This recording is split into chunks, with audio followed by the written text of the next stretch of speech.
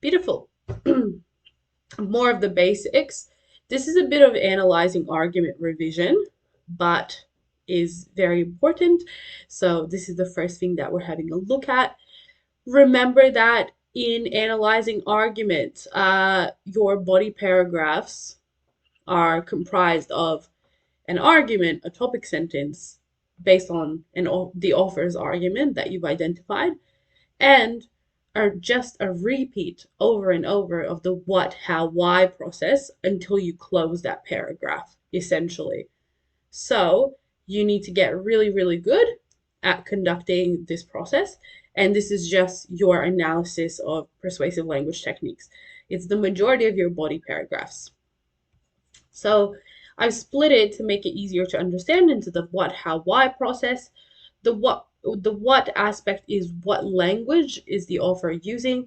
This is the persuasive language technique that you've identified, and you name it using the appropriate meta language and you quote that technique. Okay? Then, once you've incorporated the evidence, you've completed the what stage, you move on to the how stage. This is where you look at the intended effect on the audience. This is your analysis of how the author aims to influence readers to think or feel, to make them want to do something. So this is the author's intended effect. And then the why. So the why is all about why it supports the author's argument. So it links back to the topic sentence, essentially saying, how does that make that argument more convincing? How does it contribute to it? Or it links back to the contention, the overall argument of the piece, and analyzes how it makes that big argument seem more convincing, how it achieves that.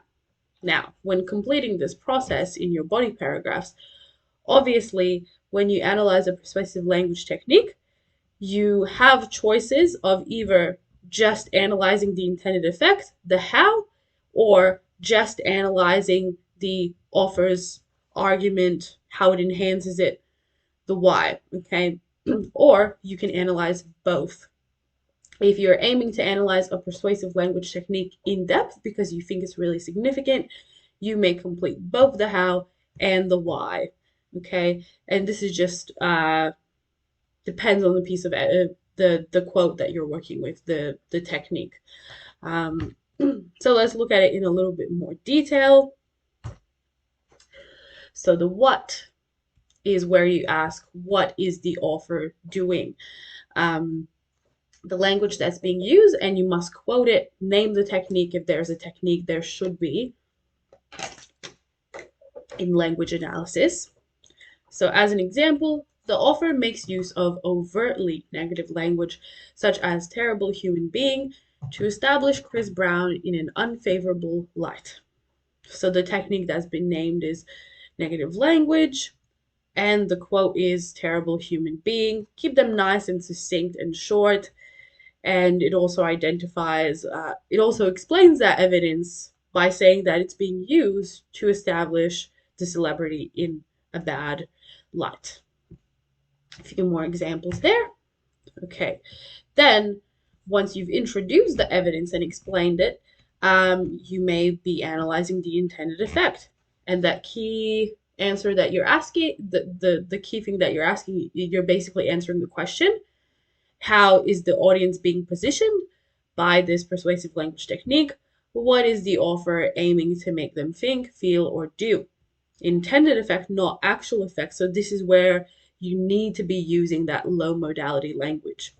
So thus, the author invites readers to consider how their support of Brown might endorse his harmful behavior. So you need a lot of vocabulary for intended effect, because you shouldn't be saying the intended effect is, okay? So using words like aims to, invites, we see some great ones, seeks to, elicits feelings of. You need quite a bit of language under your belt for so you can make different intended effect sentences without repetition, and make it nice and specific. So this one makes the audience think that supporting Brown might make him behave even more outrageously. This one says that it elicits feelings of fear. Um, this one says basically creating an us against them. Some readers are being marginalized because they support the celebrity. Okay, and they're being excluded from the in group. So these are some examples of making sure you're using that language correctly in argument analysis. Not saying things like this makes reader feel afraid as a substitute. This is intended to make readers feel afraid. It's the author's intention, but is it successful? We don't know, so thus we don't judge. Now, looking at the why, this is where you ask, why does this support the author's argument? Either how does it enhance the effectiveness of the argument you've presented and outlined in the topic sentence for that paragraph, or linking it back to the contention, their overall argument. So this is the most complex one. This is where you can really show off some great ideas. Looking at an example, as such, the author creates a comprehensively negative image of Brown, furthering the idea that he should not be allowed into Australia. So the whole idea here is that how it supports the overall argument is that comprehensively negative image, it's impossible for readers to perceive him in a positive light anymore whatsoever. Thus, furthering the idea that he should not be allowed into Australia, enhancing the overall argument of this author. A couple more examples there. Beautiful. So hopefully that what, how, why process helps you encapsulate how all of your evidence and analysis should look like in language analysis, and hopefully it makes you think back to year 12 when not so long think back to year 11 when not so long ago you were writing your analyzing argument sex.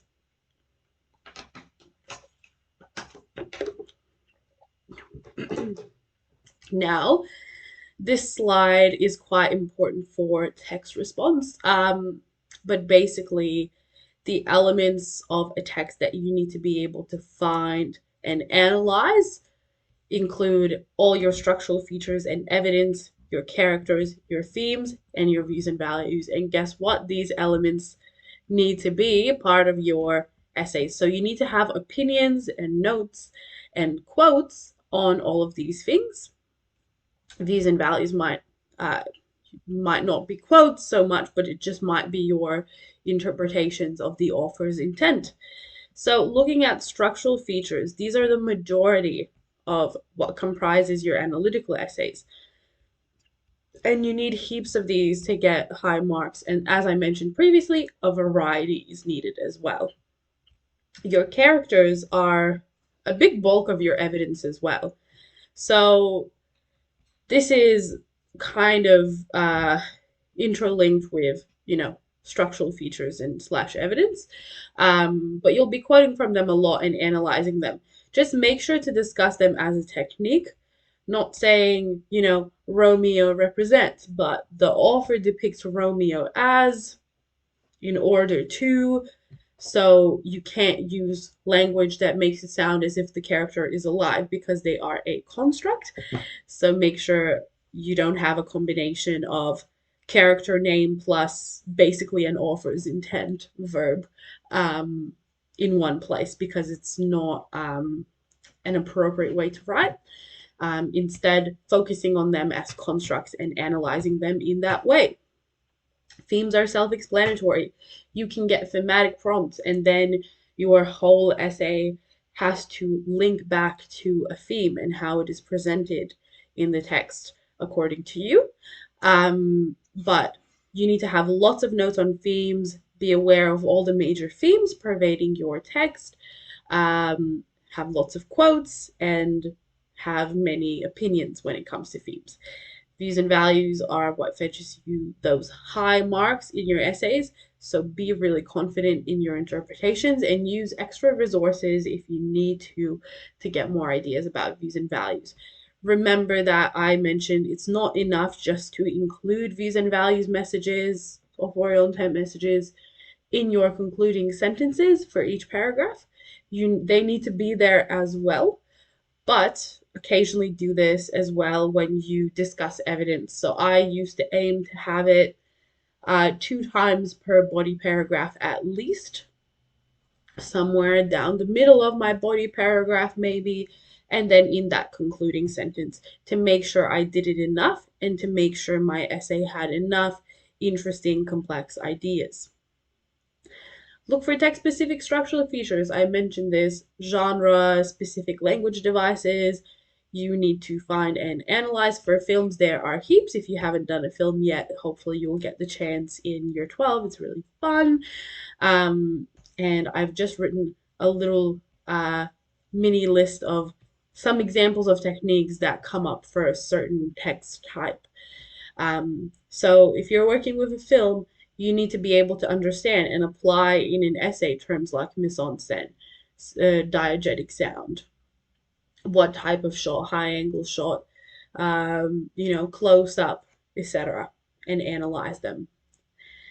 So having a look at an example, we're looking at a play. So the play Medea, and the prompt says that the crucial conflict is between reason and passion.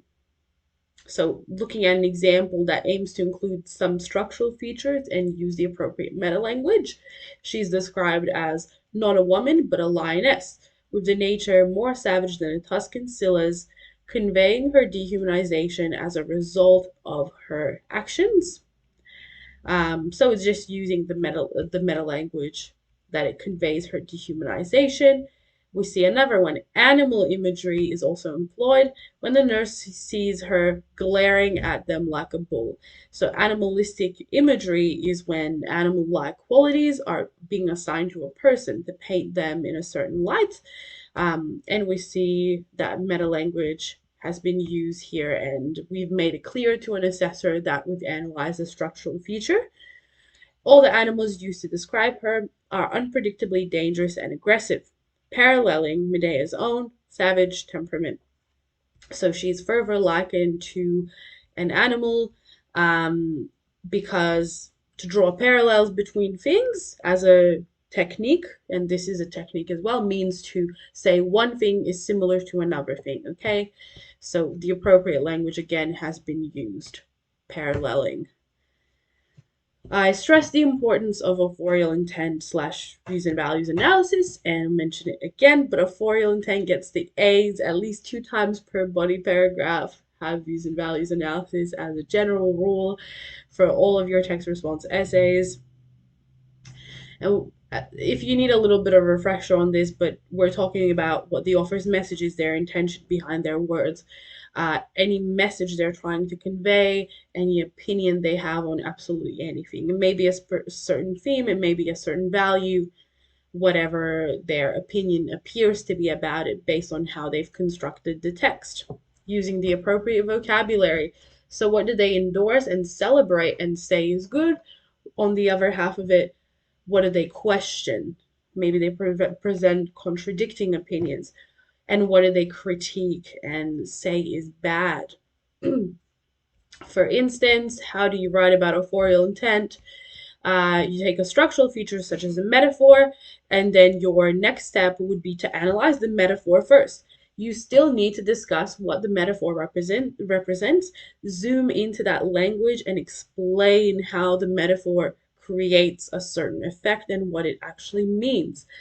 And only after analyzing, if you wish to extend your discussion to make sure you get the authorial intent analysis that you want, then you might go into more detail and consider writing about what is the author's message in utilizing that metaphor to represent that idea.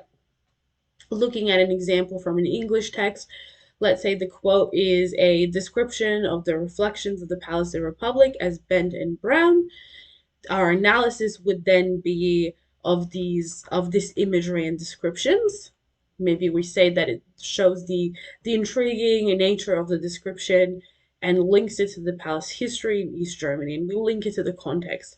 But then if we want to write about authorial intent, we're looking for a message.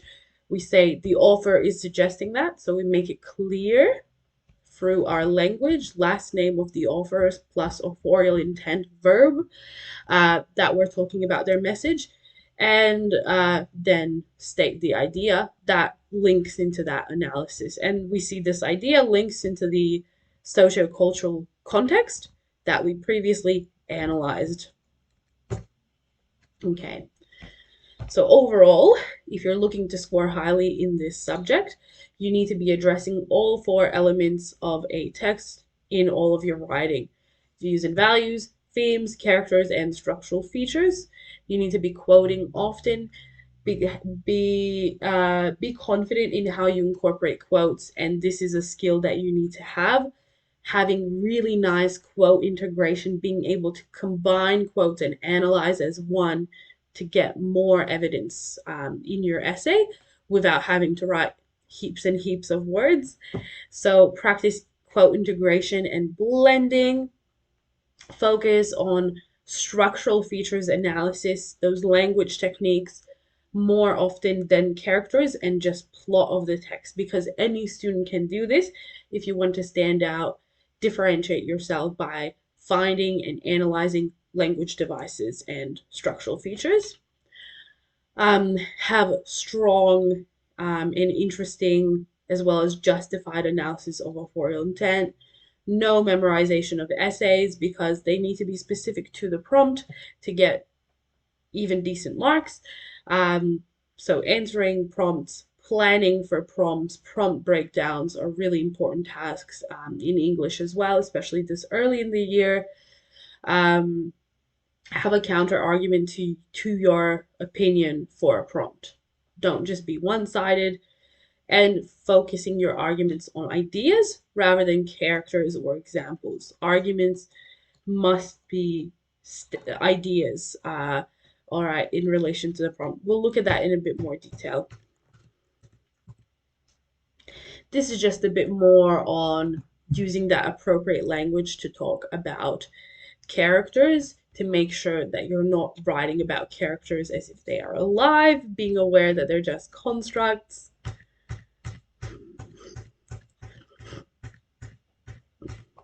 And looking at character analysis, do look for how authors describe characters, because often, because they are constructs, they've been created by the author for a reason. There are underlying qualities that the author has assigned to that character to show their own opinions and messages. You know, they make us like or dislike a character for a reason, or they make that character sort of really gray and have both good sides to them and bad sides to them for a reason as well. And it's your job to be able to find that and analyze that. So use characters as evidence when you feel it is beneficial and important. So make occasional references to the way that the author portrays their characters. Another example, how to write and how not to write.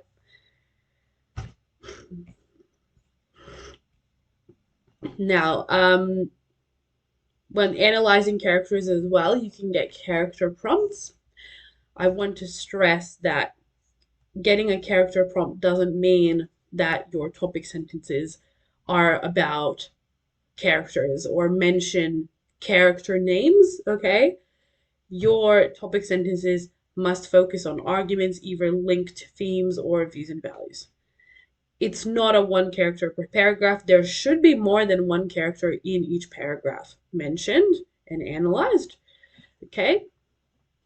So, how to not write? Let's have a look in relation to this prompt. Characters in I for Isabel have suppressed their emotions. You agree.